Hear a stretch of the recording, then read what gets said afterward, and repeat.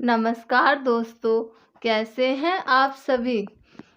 आइए आज हम भगवान को पाने का सबसे सरल मार्ग क्या है जानने का प्रयास करते हैं। तो चलिए इस कहानी की शुरुआत करते हैं। एक गांव में एक बूढ़ी माई रहती थी। माई का आगे पीछे कोई नहीं था, इसलिए बूढ़ी माई बेचारी अकेली रहती थी। एक दिन उस गांव में एक साधु आए। बूढ़ी माई ने साधु का बहुत ही प्रेम पूर्वक आदर सत्कार किया। जब साधु जाने लगे तो बूढ़ी माई ने कहा, महात्मा जी, आप तो ईश्वर के परम भक्त हैं। कृपा करके मुझे ऐसा आशीर्वाद दीजिए जिससे मेरा अकेलापन दूर हो जाए। अकेले रह रह कर के अब ऊब चुकी हूँ। साधु ने मुस्कुराते हुए अपनी झोली में से बाल गोपाल की एक मूर्ति निकाली और बुढ़िया को देते हुए कहा, माई, ये लो आपका बालक है। इसका अपने बच्चे की तरह प्रेम पूर्वक लालन पालन करती रहना। बुढ़िया माई बड़े लाड़ प्यार से ठाकुर जी का लालन पालन करने लगी। एक दिन गांव के कुछ शरारती बच्चों ने देखा कि माई मूर्ति को अपने बच्चे की तरह लाड़ कर रही है। नटखट बच्चों को माई से हंसी मजाक करने की सूझी।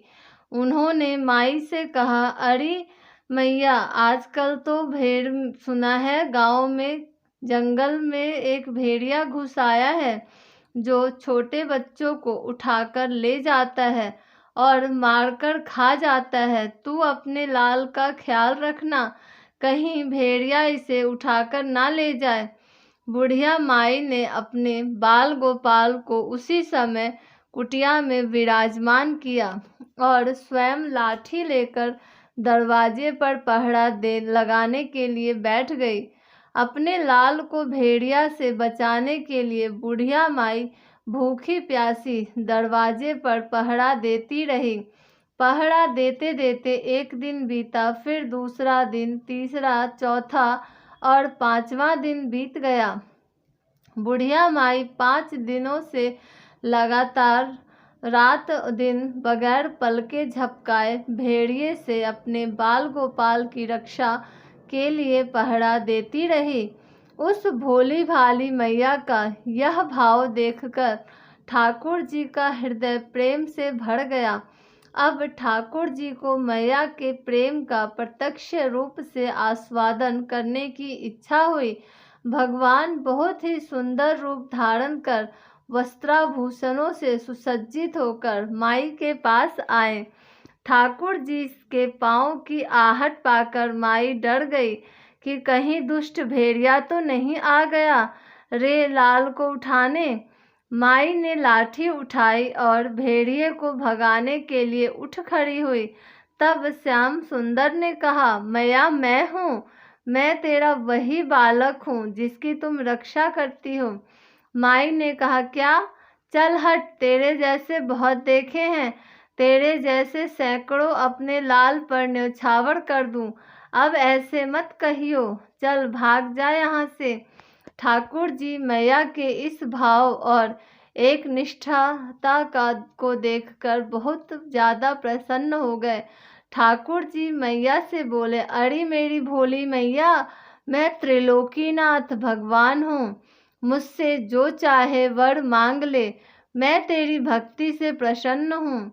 बुढ़िया माई ने कहा, अच्छा, आप भगवान हो, मैं आपको 100 प्रणाम करती हूँ।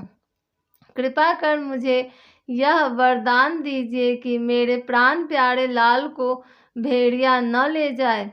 अब ठाकुर जी और ज़्यादा प्रसन्न होते हुए बोले, तो चल मैया, मैं तेरे लाल को और तुझे अपने निज धाम लिए चलता हूँ, वहाँ भेड़िए का कोई भय नहीं। इस तरह प्रभु बुढ़िया माई को अपने निज धाम ले गए। इस कहानी से शिक्षा मिलती है कि हमें अपने अंदर बैठे ईश्वरीय अंश की काम, क्रोध, लोभ, मोह और अहंकार रूपी भेड़ियों से रक्षा करनी चाहिए। जब हम पूरी तरह से तन्मय होकर और निष्काम प्रेम जैसे बुढ़िया ने किया, और उसी तरह पूरी तन्मय होकर अपनी पवित्रता और शांति की रक्षा करते हैं, तो एक न एक दिन हमें ज़रूर ईश्वर का कृपा प्राप्त होती है। Thanks for watching, like share and subscribe.